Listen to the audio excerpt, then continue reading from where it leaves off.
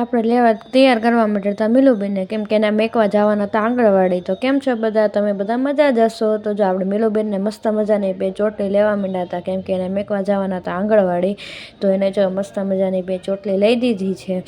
થોડીક મહેનત થાય પણ એ આંગણવાડીએથી આપણે લેવા જાય તો હતા નેવા થઈ જાય, કેમ કે અહીંયા છોકરાઓ રમતા હોય. એટલે પછી જો આપણે એને મૂકીએ ને પછી આપણે વિચાર કરતા હતા આપણે રસોઈ શું બનાવી. તો આપણે બનાવ્યા સાંજે પલાળા હતા કાબુલી ચણા. તો મેં કીધું લાવ આપણે મસ્ત મજાના કાબુલી ચણા કરી નાખીએ. અને જો આપણે મિક્સર પણ ઉતારી લીધું છે ડુંગળીને ટમેટાની ગ્રેવી માટે.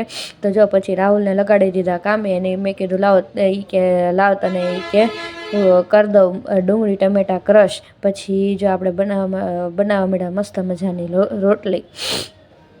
રોટલી આપણે બનાવીને પછી આપણે બેસી ગયા જમવા.